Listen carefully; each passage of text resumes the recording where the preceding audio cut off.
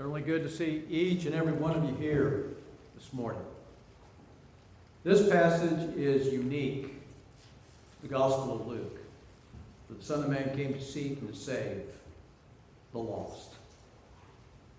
And I think that one of the reasons he put that in there is for us to follow in his steps, try to seek and to save those who are lost. Since I myself have carefully investigated everything from the beginning, I too decided to write an orderly account for you, most excellent Theophilus, so that you may know the certainty of the things that you have been taught. You probably recognize that as the introduction to the Gospel of Luke. Luke, we know, was a physician. Paul referred to him in that way. He was a traveling companion of Paul. He was on the second and the third missionaries' journeys, at least part of them. He was with Paul when they went on their way to Jerusalem at the end of the third missionary journey. He also apparently stayed in Caesarea area while Paul was in prison there. Some suppose that he did his research during that time of confinement that Paul had. We don't know. But that sounds like a good time. Because then we find him going with Paul to Rome. Paul is a prisoner. He's been taken to Rome. We find that he's there for a while. And then eventually, when Paul is imprisoned again, he is the one who was with him to the very end. We know that he was the only one that was with him. There might have been others, but we know he was there with Paul. So this morning, I want us to look at two characteristics of Luke. We can see that he was the beloved physician and also his loyalty. But I'm going to divide that beloved physician into 3 points: the healing words and gratitude and kindness on his part. And this is what he reflected in the teachings that he gave about Jesus. We'll also examine him as a doctor in his historical background. And by doing so, we'll understand him as a person and a doctor better, which will reinforce us knowing him as a person and knowing the certainty of the things that he presented about Jesus Christ. And knowing builds confidence. Knowing builds our faith. It builds motivation to live for Jesus. When Paul writes to the church at Colossae, he refers to Luke in the following way: Luke, the beloved physician, sends you his greetings, and also Demas. He was the beloved physician. Now, there's other words that we could use, like he was well-liked, he was cherished, he was admired. Luke is the only gospel writer that records Jesus' statement referring to himself as a physician. And he uses it at his hometown when he goes into the synagogue at Nazareth. And he says, physician, it's like you're going to say, physician, heal yourself. He accepted the fact that he was a physician. And we accept the fact that he is the great physician. Have you ever wondered what kind of a doctor Luke was?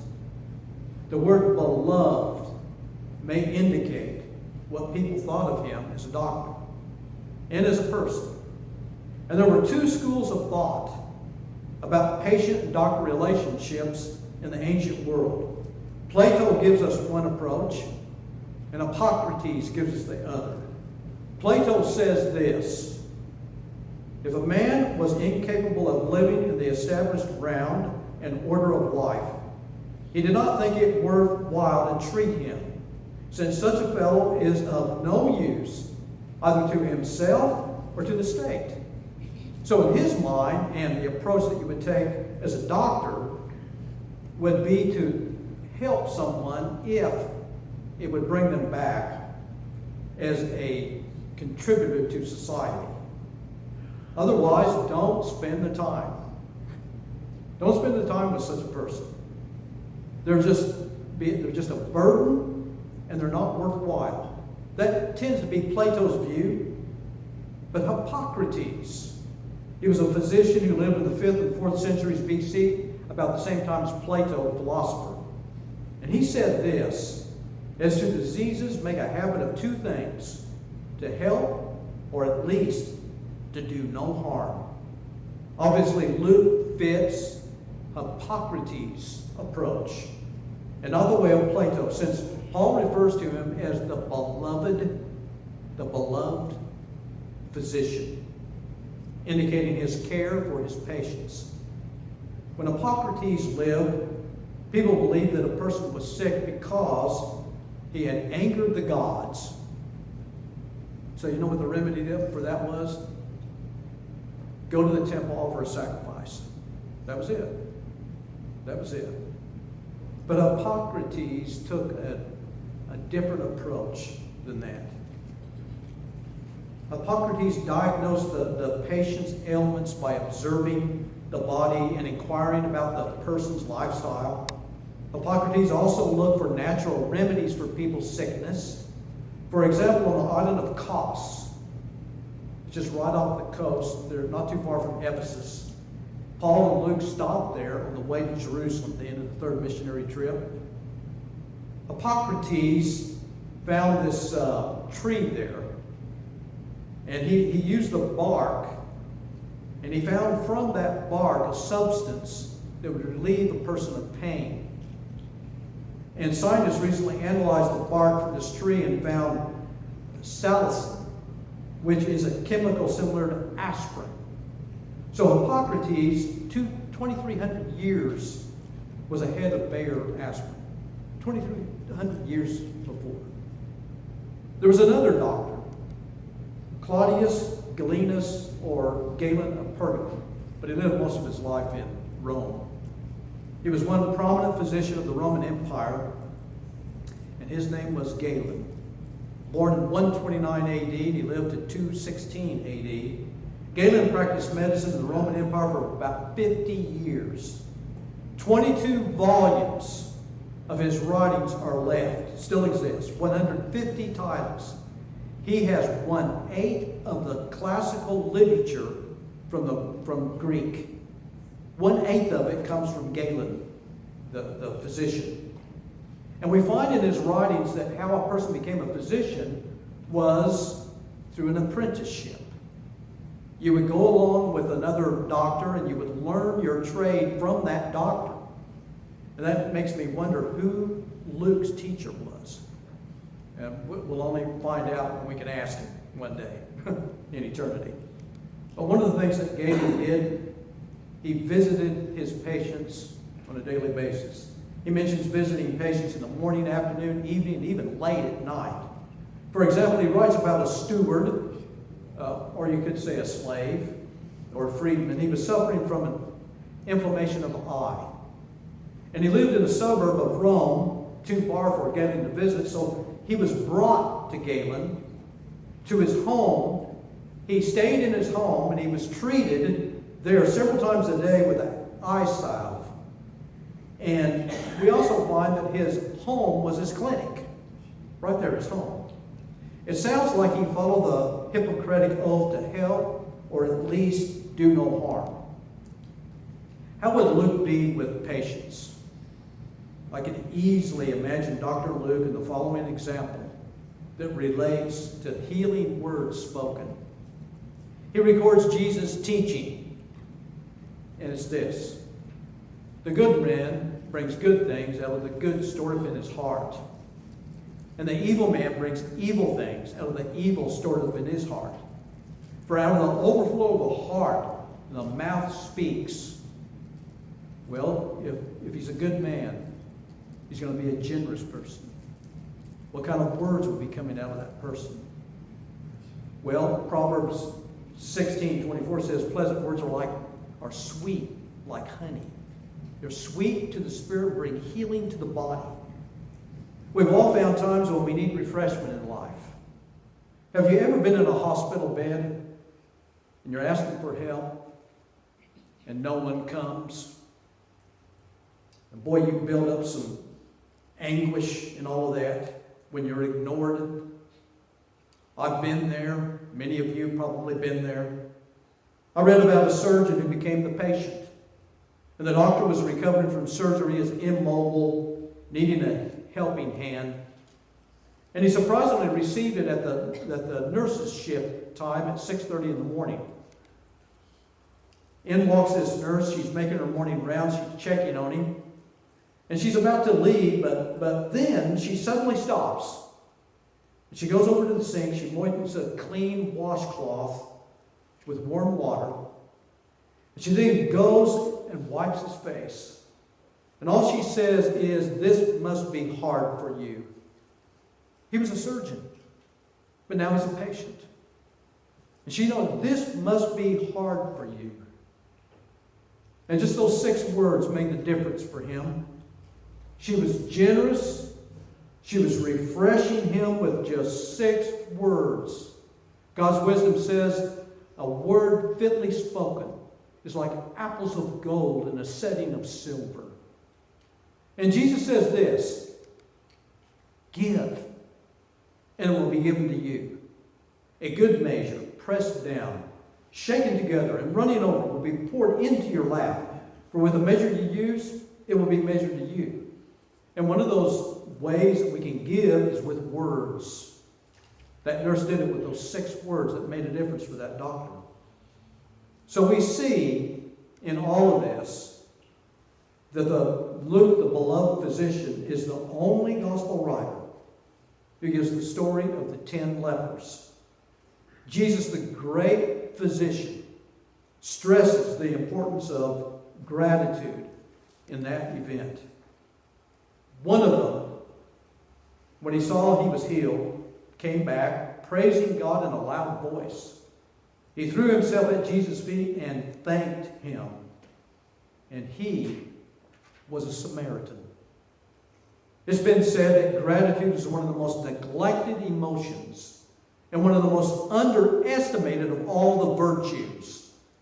Jesus asked, "Were not all 10 cleansed? Where are the other 9? Was no one found to return and give praise to God except this foreigner?" Then he said to him, "Rise and go, your faith has made you well." This was unexpected appreciation for someone you would least expect it, a Samaritan. Samaritans and Jews had nothing to do with each other. Most Jews hated them. And the others, who were apparently Jews, would have been expected to come back and give thanks to Jesus for it. But where were they? They were nowhere to be seen. There's a cheerful look, the proverb says, brings joy to the heart, and good news gives health to your body. Well, for you to be grateful, you've got to be looking at the good news. And what does it do? It brings health to your body. To this person, it brought health to his spiritual life, too. He was made physically well and spiritually well.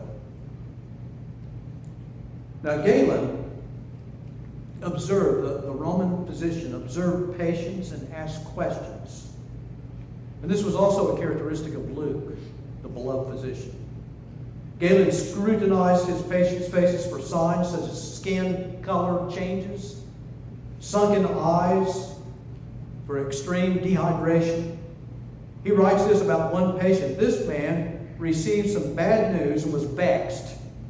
Exerting himself, he hurried to the city.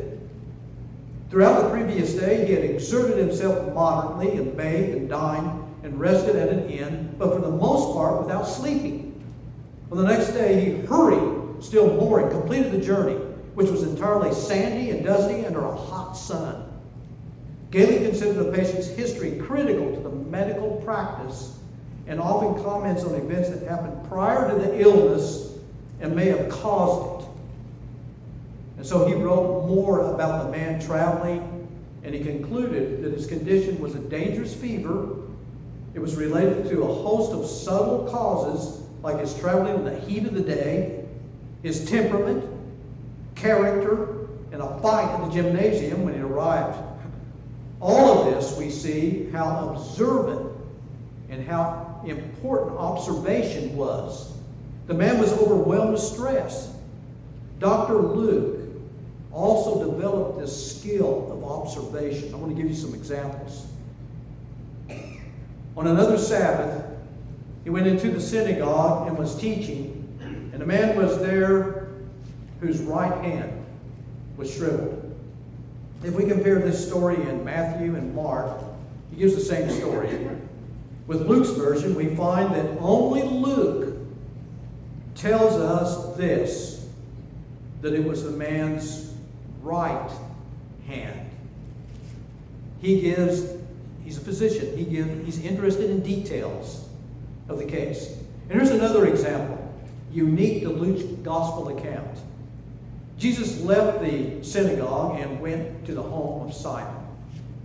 Now, Simon's mother-in-law was suffering from a high fever, and they asked Jesus to help her. Now, if you were to read the accounts in Mark, he says that she came down with a fever. But what do we see here? He says it was a high fever. Luke uses two medical terms in his account that does not appear in either Mark or Matthew's account. The words translated suffering from a great fever are a phrase in Greek often used by Hippocrates and Galen, the Roman physician, and found elsewhere in ancient Greek medical books. In the New Testament, only Luke uses that wording. Galen indicates that ancient physicians distinguished fevers by high fevers or slight fevers. And as Mark and Matthew reported the story in the common language, just a fever, Luke uses the exact medical phrase, being a physician. Here's another example. It happened that when he went into the house of one of the leaders of the synagogue, of the Pharisees, on the Sabbath to eat bread, they were watching him closely. And there in front of him was a man suffering from dropsy. In describing the man suffering from dropsy, Luke employs the medical terminology in Greek. And there's a word for this in Greek. And it's found nowhere else in the whole Bible. Luke's the only one that uses it. It was used in the medical literature by the writings of Hippocrates and others. And that Greek word is derived from a Greek word meaning water. And it means literally a surplus of fluid in the body tissues. And so some translations give instead of saying dropsy here, they say an abnormal swelling of the body instead of dropsy. Now, continuing in that story, Jesus said to the Pharisees and experts on the law, "Is it right or wrong to heal on the Sabbath day?" But they would not answer his question. So Jesus took the man, healed him, and sent him away. Jesus said to the Pharisees and teachers of the law, "If your child or ox falls into a well on the Sabbath day, will you not pull him out quickly?" And they could not answer him. The emphasis Luke gives in all of these examples with such detail is the importance of being kind, helpful, and thankful. And there's a proverb that says, your own soul is nourished when you're kind. Now, I'm sure you've noticed the beautiful picture here. That reminds me of being nourished. So beautiful, isn't it? Well, that's what Jesus was doing with these people. Nourishing them. Helping them. But the details also reassure us how he investigated these stories to present an accurate account. He puts it this way to Theophilus, and the reason why he wrote. "Since I myself have carefully investigated everything from the beginning, I too decided to write an orderly account for you, most excellent Theophilus, so that you may know the certainty of the things you have been taught. So that you may know," he says. And to know the things you've been taught, that is, to become thoroughly acquainted with. And whenever we become thoroughly acquainted with something, we know something that builds our confidence. It helps us to build our faith. and to be motivated to live for Jesus, to know. Now, he gives minute details historically also. And you find many of them in the book of Acts that he wrote. But here's one from the Gospel of Luke. In the 15th year of the reign of Tiberius Caesar, when Pontius Pilate was governor of Judea, Herod Tetrarch of Galilee, his brother Philip Tetrarch of Iturea and Trachonitis, and Lysanias Tetrarch of Abilene. Well, isn't it interesting? Now, he says it was during this time of Pontius Pilate. In 1961, look what was discovered. It's called the Pilate inscription. It offers a remarkable archaeological testimony that a man named Pontius Pilate governed Judea, right there. And he had it pegged there. And many minute details, kind of like the way he is in a doctor. He does it historically in the book of Acts. There's one more thing that I want us to notice about Luke, the beloved physician. He was loyal with his friendship to Paul to the very end. And he was loyal to Jesus. His loyalty. Only Luke is with me. Get Mark and bring him with you, because he is helpful to me in my ministry. I sent Tychicus to Ephesus. This is in 2 Timothy chapter 4. Luke had been one of the most helpful, even indispensable traveling companions of Paul. And he had been with Paul during parts of the second and third missionary journeys, on his trip to Jerusalem, and then to Rome, to his first imprisonment there. He was by the apostles' side during the final days in Rome. And remember, he was with Paul when they were in the big storm on the sea on the way to Rome, shipwrecked on the island of Malta. He was there. He was with him the whole time. And then, apparently, as he was in Rome, it seems that he had left for a while. Maybe he went to Philippi. We don't know. This is kind of speculation. But they sent Epaphroditus back, didn't they? And while he was there, he almost died. But where was Dr. Luke? Well, he may not have been there at that time. But he comes back. He's with him at the very end. His second imprisonment in Rome. And it was dangerous to be closely associated with a so-called notorious criminal like Paul. But Luke refused to be intimidated, demonstrating his steadfast loyalty to Paul. Among other services to the apostle, the beloved physician surely ministered to Paul's shattered and pain-racked body from all the whippings that he took, the pummeling of rods, stoning, all of that.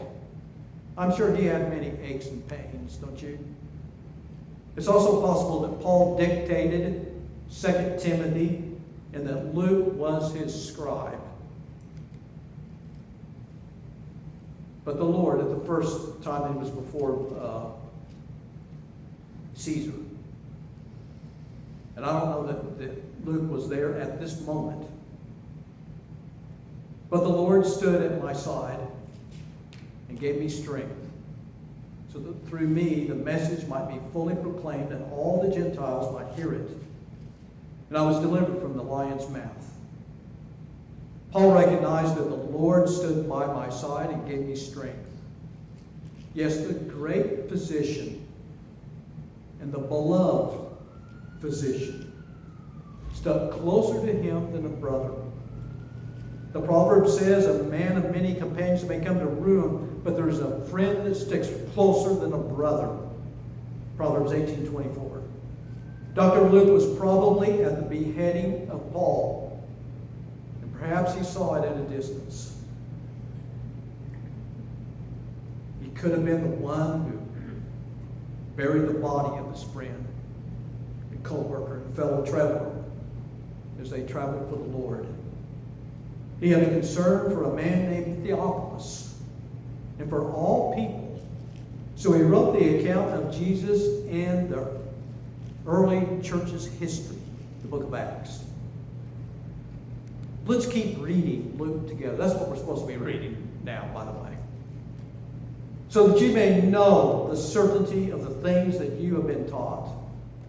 And knowing builds confidence. It builds our faith. It builds our motivation to serve the Lord every day.